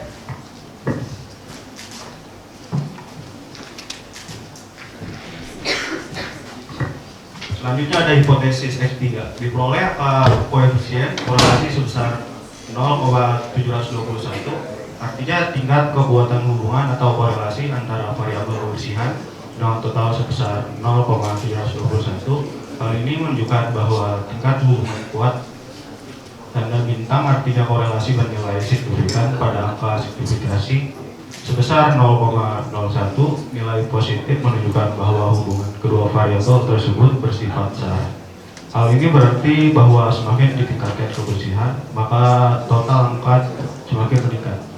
Jika dilihat dari nilai sig atau 2 Taylor sebesar 0,00 lebih kecil dari 0,01, hal ini menunjukkan bahwa H0 ditolak, yang artinya terdapat hubungan yang signifikan antara kebersihan terhadap total. Dan selanjutnya adalah kesimpulan. Hasil analisis menunjukkan bahwa minat baca mahasiswa Universitas Harja dipengaruhi oleh faktor internal atau motivasi, kebiasaan, minat pribadi, dan eksternalnya suasana, akses ke perpustakaan, kebersihan, fasilitas, dan dukungan komunitas. Kemudian akses bahan bacaan baik fisik maupun digital, serta perkembangan teknologi turut mendorong minat baca. Dengan memahami faktor-faktor ini, mahasiswa diharapkan dapat meningkatkan minat baca mereka melalui program pembinaan di kampus yang didukung oleh penelitian dan teori pendidikan terkait. Sekian. Oke, terima kasih. Kita berikan aplaus dulu untuk kelompok 2.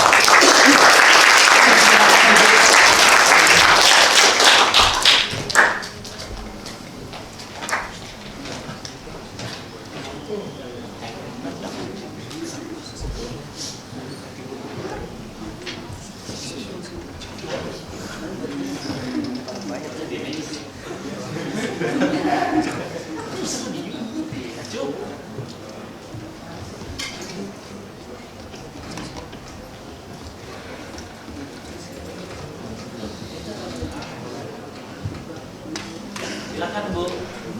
Oke.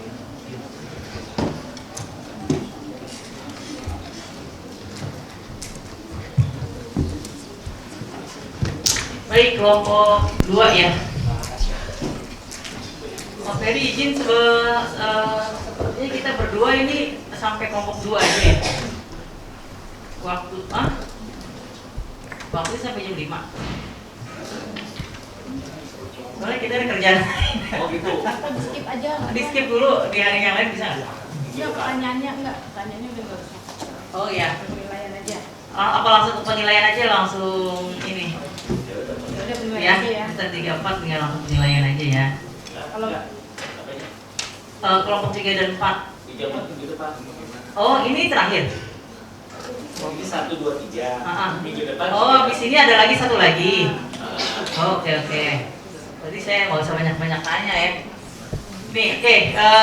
Kelompok 2. Ini ada analisis faktor-faktor yang mempengaruhi minat baca. Tadi faktor-faktornya apa aja?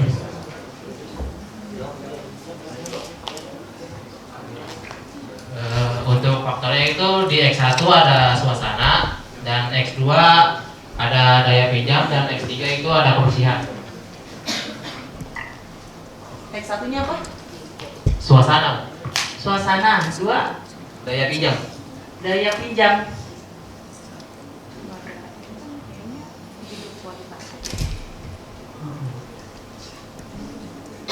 Daya pinjam. Oh, daya pinjam yang pertama suasana, maksudnya suasana apa, fasilitas, sarana dan prasarana, atau suasana hati, atau suasana pikiran. Suasana kalau Suasana kampus sih, Bu. Perpus. Oh, maksudnya ini perpus. Iya. Oh, objek penelitiannya di mana objeknya? Di perpus, Bu. Di Perpustakaan Universitasnya. Di sini. Iya. Kalau kamu bilang suasana, kayak suasananya enak ya. Ya kan? Adem, kecuali nggak ada AC, ya. Nggak ada tempat duduk. Kalian standing rate. Badannya sambil berdiri gitu ya. Terus daya pinjam dan kebersihan. Kayaknya tiga-tiganya ini nggak masalah ya kalau memang objek penelitiannya di Universitas Raharja, di perpustakaan. Bener nggak? Ini sudah apa ibaratnya ya? Sudah terhandle semua gitu loh, sudah terfasilitasi semuanya gitu. Kecuali misalkan minat baca untuk anak-anak daerah tertinggal gitu, di pedesaan misalkan. Nah, mungkin suasana bisa masuk ya, mungkin suasananya di tengah pedesaan atau di tengah sawah gitu ya, dengan gubuk-gubuk derita tapi enjoy gitu. Itu bisa. Terus mungkin daya pinjamnya karena persediaan buku-buku bacanya mungkin masih belum maksimal gitu ya. Nah, itu bisa jadi faktor. Lalu kebersihan, pastinya kebersihan kalau memang kita di pedesaan kan dengan fasilitas seadanya, pasti kebersihannya juga kan masih belum mungkin terlalu teranulir lah gitu ya. Jadi ini bisa jadi faktor. Tapi kalau di perpus di sini, kalau menurut saya ini sudah jadi signifikan sih gitu. Semuanya yang saya bilang, nggak usah didata juga, nggak usah diolah, nggak usah ada kuesioner. Kalian tebak sendiri, pasti minat bacanya berpengaruh sangat signifikan ya. Tadi saya lihat hasilnya kan juga signifikan ya. Iya kan, baik secara parsial maupun secara simultan, ya kan? Iya nggak? Iya, gitu. Karena nggak ada tantangan. Tapi nggak apa-apa sih, di sini kalian belajar untuk mengelola data ya, teknik-tekniknya gitu ya, nggak apa-apa, nggak masalah ya. Toh kalau SPSS nggak apa ya, tidak signifikan, Anda tinggal merem otak-atik juga bisa kok signifikan. Gitu ya. Bener nggak? Bener nggak? Ya, jadi ditambah lagi nih, kalau kalian mau membuat sebuah, ini kan sebuah penelitian ya, saya katakan ini sebuah penelitian awal gitu. Tidak lupa kalian harus sertakan referensinya. Kalau kalian membuat X1 apa, X2-nya apa, X3-nya apa, sampai dengan Y-nya apa, itu harus ada landasan teorinya, landasan penelitian terdahulunya. Belajar mencari state of the art, maksudnya literatur reviewnya, peneliti terdahulunya yang pernah menggunakan X1-nya itu, X2-nya itu, X3-nya itu, dan Y-nya itu ya. Bu, kalau ada ketemu kita plagiat nggak? Enggak plagiat. Toh objek penelitiannya berbeda ya. kuesionernya pun berbeda gitu ya, yang Anda pertanyakan apa. Itu pasti berbeda, tapi harus ada rujukannya. Ya kalian kalau pindah rumah sakit harus ada rujukan kan? Nah, penelitian juga kayak gitu. Belajar mencari literatur review. Baik Anda skripsi di fakultas manapun, di jurusan manapun, kalau membuat penelitian, skripsi, tesis, disertasi itu didahulukan dengan yang namanya penelitian terdahulu. Ya, tadi saya di sini lihat kayaknya di latar belakang juga tidak ada ya, belum ya. Jadi lebih ke seperti makalah ya. Tapi nanti belajar sedikit-sedikit ya. Tapi overall sih sudah bagus. Teknik-teknik perhitungan pengolahan datanya Anda sudah mengerti. Apa itu uji validitas, apa itu uji reliabilitas ya, uji T, uji F ya, ANOVA-nya, koefisiensinya kalian sudah ngerti. Itu udah luar biasa sih, tinggal dikembangkan saja. Itu saja sih dari saya ya, tidak ada pertanyaan ya itu aja. Kelompok kedua ini memang apa ya, dari sisi penilaian itu termasuk ini enggak sih kok teknik penulisannya gitu, itu termasuk juga penilaian ya. Oke. Jadi dari singgung ini tentang teorinya dan lain-lain. Nah, kalau ibu nih dan ibu buka laporannya memang sangat sederhana sekali gitu ya, dan sistematika penulisannya itu masih tidak jelas mau pakai angka digital kah atau mau pakai gabungan angka dan huruf gitu, karena ditemukan 1.1, 1.2 itu angka digital namanya ya. Itu biasanya kalau angka digital ini sistematika angka digital ini biasa digunakan untuk mahasiswa IT. Itu tepat sekali. Stylenya memang dia menggunakan style angka digital. Terus tapi ditemukan juga di sini ada pakai A kapital, B kapital gitu. Nah, itu penggabungan angka dan huruf. Biasanya ilmu-ilmu sosial kayak FEB itu lebih menggunakan sistematikanya gabungan angka dan huruf. Jadi harus konsisten. Mau pakai angka gabungan angka dan huruf kah atau mau pakai angka digital?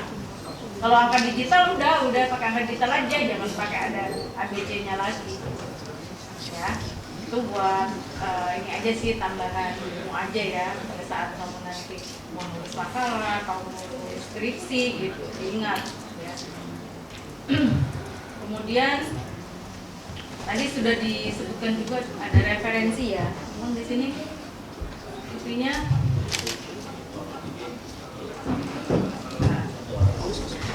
cek dulu.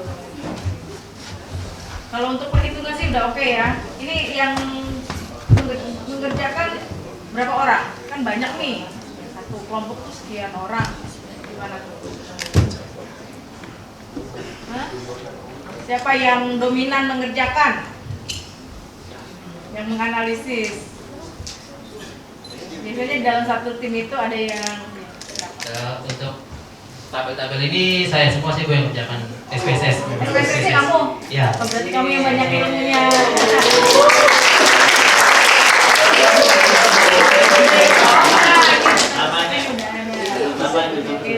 Oh, nama saya Muhammad Rizky Wahyudi. Muhammad Rizky ya, ada nilai tambahan plus ya. Oke, saya kebetulan udah bagus. Terus dilanjutkan, semoga ilmu yang kalian dapatkan di mata kuliah ini bermanfaat untuk ke depannya. Oke ya. Oke, baik, terima kasih. Terima kasih, kita siap closing. Yang saya hormati Bapak Ferry Sudarto, Eskom, MPD, MTI, dan saya hormati Ibu dosen penguji 1 dan 2 serta teman-teman sekalian. Kami dari kelompok 3 ingin mempresentasikan pengaruh dari mengajar dosen terhadap minat belajar mahasiswa. Sebelum kita memulai presentasi, izinkan kelompok kami untuk memperkenalkan diri.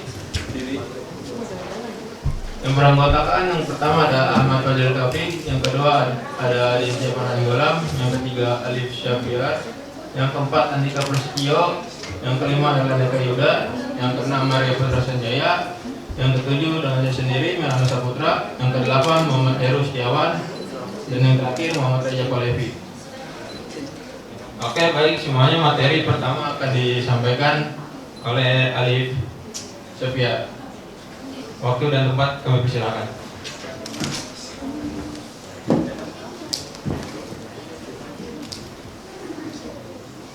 Baik, semuanya di sini latar belakang penelitian. Pendidikan tinggi memiliki peran penting dalam mempersiapkan mahasiswa menjadi individu yang berkualitas dan siap menghadapi tantangan di dunia kerja. Dalam proses ini, dosen berperan sebagai fasilitator utama yang dapat mempengaruhi perkembangan akademik minat belajar mahasiswa. Salah satu aspek penting yang menentukan keberhasilan proses pembelajaran adalah gaya mengajar dosen, yaitu metode, teknik, dan pendekatan yang dilakukan oleh dosen dalam menyampaikan materi. Lalu ada minat belajar mahasiswa. Minat belajar mahasiswa ini sangat diperlukan agar proses pembelajaran berjalan secara efektif. Ketika mahasiswa memiliki minat belajar yang tinggi, mahasiswa cenderung lebih aktif dalam pembelajaran, terlibat dalam diskusi, lalu memiliki rasa ingin tahu yang lebih besar terhadap materi yang diajarkan. Sebaliknya, buat mahasiswa yang kurang tertarik atau merasa bosan, itu cenderung pasif, kurang termotivasi, dan hasil belajarnya juga seringkali kurang optimal. Baik, di sini ada rumusan masalah. Berdasarkan uraian yang telah dipaparkan di atas, terdapat beberapa rumusan masalah dalam penelitian ini. 1. Bagaimana pengaruh gaya mengajar dosen terhadap minat belajar mahasiswa? Yang kedua, gaya mengajar apa yang paling efektif untuk meningkatkan minat belajar mahasiswa? Lalu yang ketiga, faktor-faktor apa saja yang menjadi penghambat atau pendukung dari gaya mengajar dosen terhadap minat belajar mahasiswa?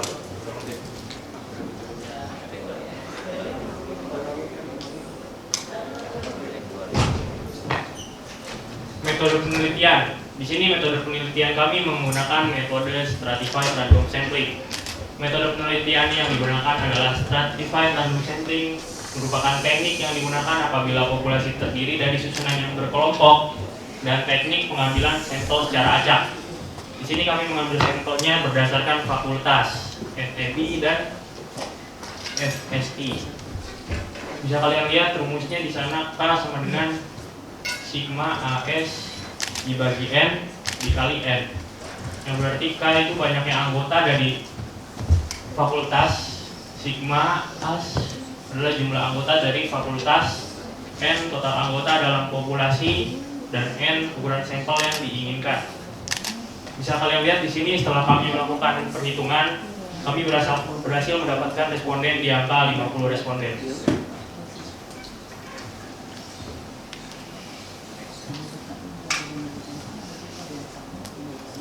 Di sini kita langsung ke uji normalitas. Uji normalitas di sini karena responden kami yaitu sama dengan 50, jadi uji normalitas yang digunakan itu adalah Shapiro-Wilk. Jika dibandingkan dengan nilai signifikan dengan alfa, maka didapatkan hasil nilai signifikan kurang dari alfa, yaitu 0,03 kurang dari 0,01. Hal ini dapat disimpulkan bahwa data tidak berdistribusi normal. Yang ini uji normalitas minat belajar mahasiswa. Pada minat belajar mahasiswa, uji normalitas digunakan dengan metode Shapiro-Wilk sama seperti sebelumnya, dan kami mendapatkan hasil sig yaitu 0,01, yang artinya masih kurang dari alfa, yang berarti dapat disimpulkan bahwa data tidak berdistribusi normal. Kriteria responden bisa dilihat dari tabel 17 di sini. Total responden yang kami dapatkan sekitar 50 orang. Dari jumlah tersebut terdapat 32 laki-laki dengan 64%, lalu perempuan 18 orang dengan frekuensi 36%, lalu ada juga status yang bekerja dan tidak bekerja, lebih banyak yang bekerja, lebih banyak yang tidak bekerja. Ada juga total umur. Kuesioner kami di sini didominasi oleh umur yang di bawah 20 tahun, karena kami ini mengurangi kuesioner kami ini dilingkup pada hanya semester 1 saja. Lalu ada total fakultas dari ekonomi dan bisnis ada 23 orang, manajemen teknologi ada 27 orang. Di sini ada tabel distribusi frekuensi minat mahasiswa. Tabel 21 menggambarkan distribusi frekuensi dari variabel minat belajar. Dari variabel minat belajar mahasiswa, di mana minat belajar mahasiswa merupakan faktor yang penting bagi mahasiswa agar bisa menjalani pembelajaran secara maksimal. Pada tabel di atas terlihat bahwa nilai frekuensi tertinggi itu berada di 14, yaitu sebesar 13 atau 26%. Lalu untuk frekuensi distribusi gaya mengajar dosen. Frekuensi di gaya mengajar dosen ini merupakan kemampuan yang harus dimiliki oleh seorang dosen agar dapat melaksanakan tugas mengajarnya dengan maksimal agar bisa mencapai pembelajaran yang optimal. Pada tabel 18 di atas terlihat bahwa nilai frekuensi tertinggi berada pada 29 dan 31, yaitu masing-masing sebesar 10 atau 20%. Di sini kami melakukan uji hipotesis juga dari tabel yang teman-teman bisa lihat. Tabel 26 di samping diperoleh angka koefisien korelasi sebesar 0,389. Artinya tingkat kekuatan hubungan korelasi antara variabel gaya mengajar dosen dengan minat belajar mahasiswa sebesar 0,389. Hal ini menunjukkan bahwa tingkat hubungan cukup. Tanda bintang 2 artinya korelasi bernilai signifikan. Pada angka signifikasi sebesar 0,01, nilai positif menunjukkan bahwa hubungan kedua variabel tersebut bersifat searah. Hal ini berarti bahwa semakin ditingkatkan gaya mengajar dosen, maka minat belajar mahasiswa akan semakin meningkat. Jika dilihat dari nilai sig to tail sebesar 0,005 kurang dari 0,001, hal ini menunjukkan bahwa HO ditolak, yang artinya terdapat pengaruh yang signifikan antara gaya mengajar dosen dan juga minat belajar mahasiswa.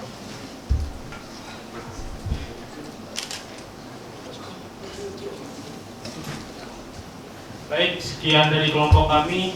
Kurang lebihnya mohon maaf. Wassalamualaikum warahmatullahi wabarakatuh. Waalaikumsalam warahmatullahi wabarakatuh. Tepuk tangan dong.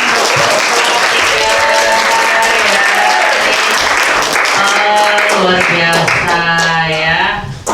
Ini variabel X-nya cuma 1 ya? Gaya mengajar dosen ya. Gaya mengajar dosen, kalau dosennya enak, friendly gitu ya, seneng bercanda tapi serius tapi santai, pasti seneng nggak?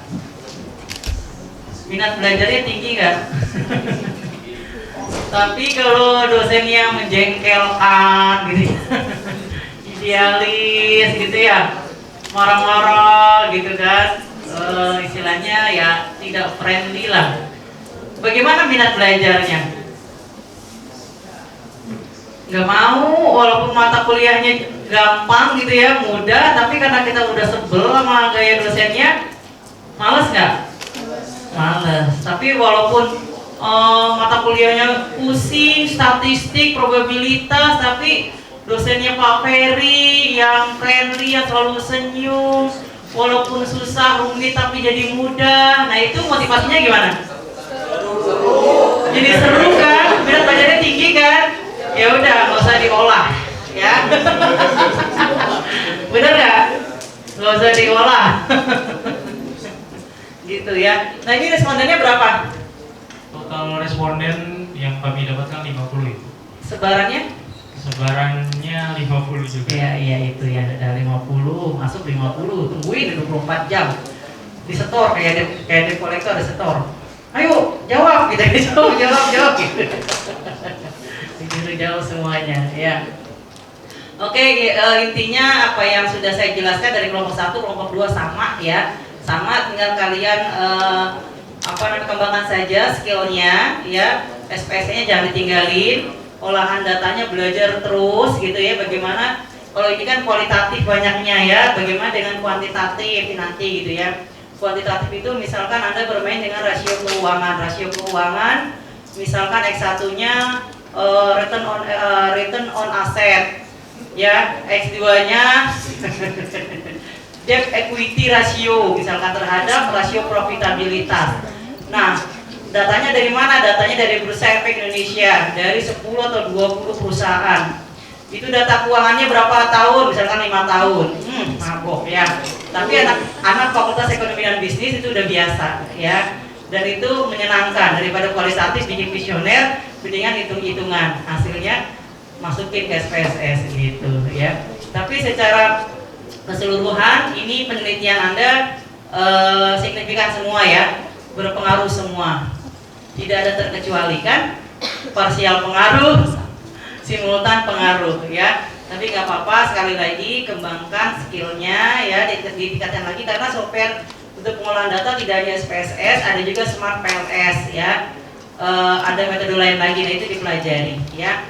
Keren untuk Anda semua, kita kasih plus untuk kita semua dong. Khususnya dan kita kasih plus juga untuk Pak Ferry Sudarto, dosen Anda yang luar biasa.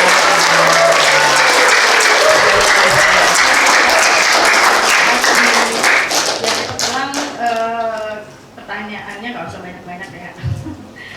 Jadi tadi judulnya tentang pengaruh gaya mengajar dosen ya terhadap motivasi ya. Minat belajar. Iya sih memang.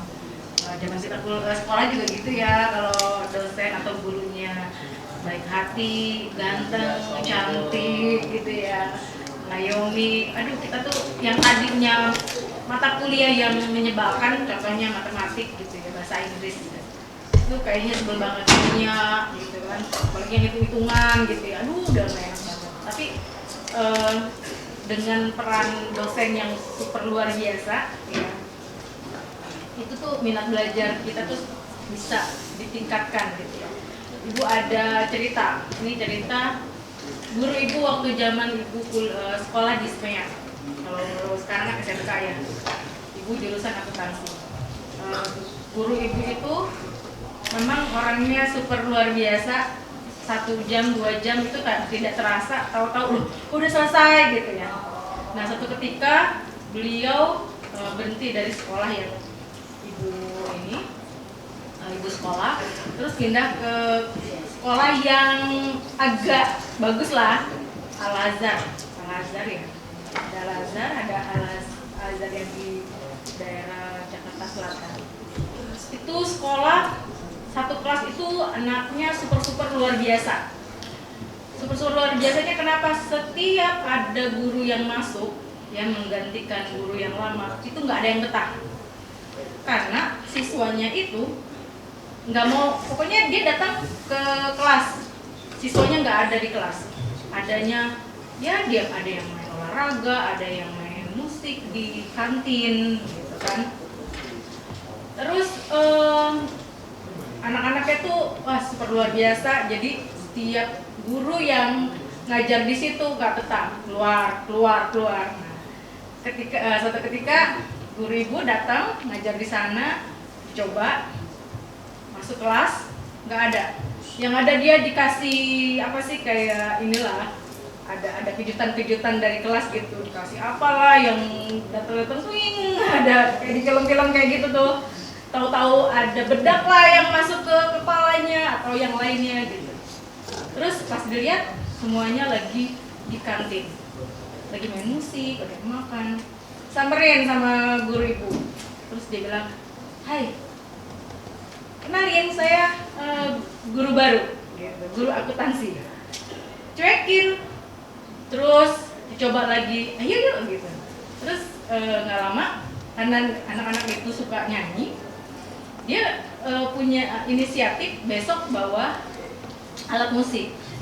Jadi guru ibu itu nggak ngajak, ayo kita belajar ke kelas, enggak. Dia tetap main musik di situ. Mau kamu apa? Kamu suka lagu apa? Udah ditemenin main musik, dideketin secara personal, pelan sampai akhirnya dalam 1 atau 2-3 hari ngikutin di kantin belajarnya. Udah setelah 3 hari ke depannya udah nggak ditanyain lagi atau ayo masuk kelas enggak, mereka dengan sadar masuk kelas sendiri-sendiri sampai akhirnya kantinnya sepi, kelasnya jadi ramai.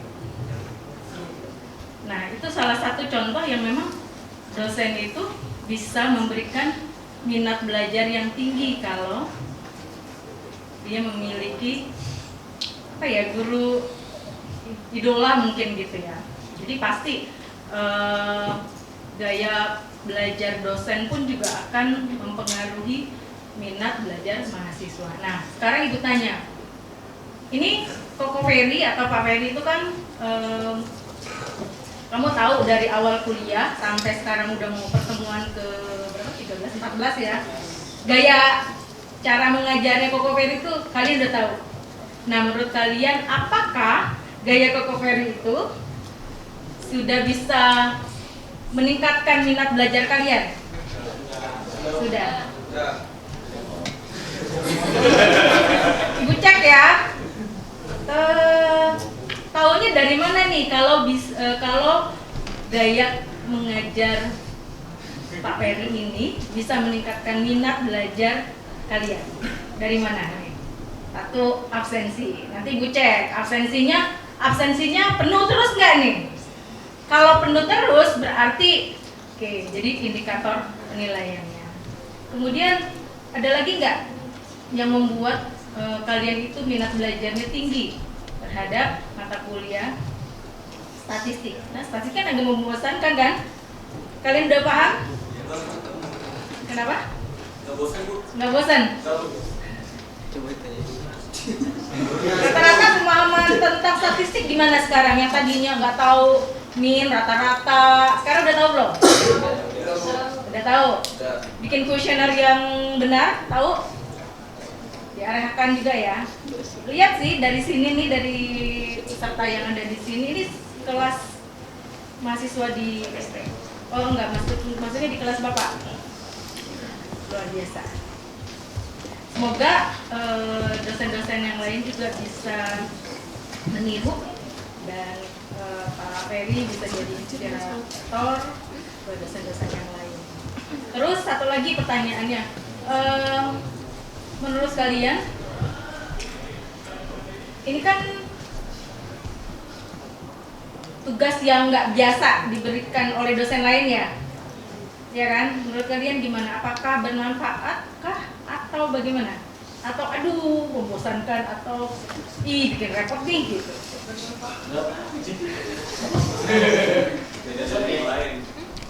Kenapa? Bisa jawab pakai mic gitu?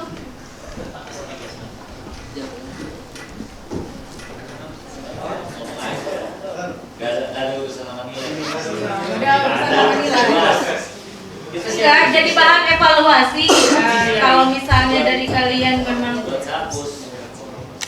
cara seperti ini bagus, ya nanti bisa ditingkatkan untuk pembelajaran yang lainnya.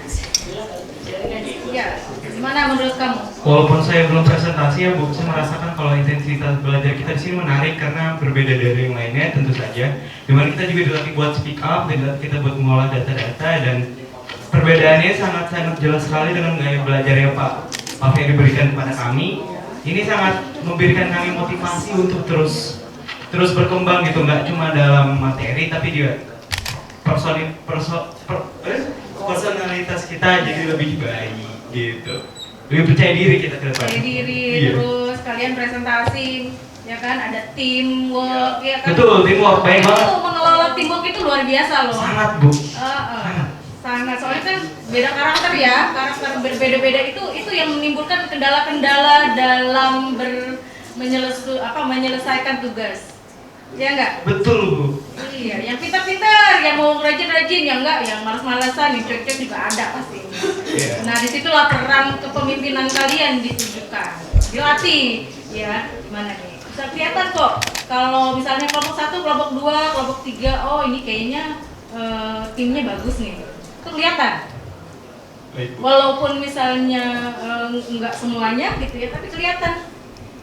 Kayak tim 1, kelompok 1, kayaknya oh seperti ini. Udah bisa kebaca. Biasanya satu tim itu ada leader, ada anak yang pemalu, ada yang itu memang harus seperti itu. Jangan dikasih yang pintar-pintar semuanya. Kalau pintar-pintar semuanya, nanti luar biasa. Ada yang gotok-gotokan ya, dan itu. Pokoknya. Jadi intinya kalau tim itu ya kita itu super tim, bukan superman. Super tim itu bersatu bersama-sama ya, tanpa mengenal siapa dia dan bagaimana dia, kita jadi satu, jadi hebat ya. Kalau Superman kan sendirian ya. Kalau di zaman ini Superman udah nggak laku lagi ya kan. Makanya disebutnya tim karena dari nasi tim. Nasi tim enak kan? Ya macam-macam, dari apa namanya, ada wortel, ada apa segala macam gitu ya, dijadikan satu jadi makanan enak kan. Kombinasi yang bagus. Nah begitu seperti menjadi ya sukses. Terima kasih atas kesempatan untuk bicara. Iya, sama-sama. Ya, yang jelas semoga cara belajar yang seperti ini bisa menjadikan role model untuk dosen-dosen lainnya. Ya, karena ke depan itu nanti ada pilihan juga ya, pilihan untuk belajarnya itu mau studikan project, apalagi Bu lupa saya, project, prototype, apalagi mau di kelas gitu ya, atau mau apa, ada 4 pilihan sih sebenarnya. Nah mungkin kalau yang seperti ini masuknya ke dalam project kali ya, project. Jadi biar lebih bervariasi ya, mungkin nanti biar nggak boring, karena di kelas terus juga nggak enak. Baik, dari saya sudah, mungkin dari Bu Dokter sudah cukup ya. Terima kasih. Oke, terima kasih Ibu penguji yang cantik, baik hati dan tidak sombong serta rajin menabung. Oke, kita berikan tepuk tangan untuk kita semua ya.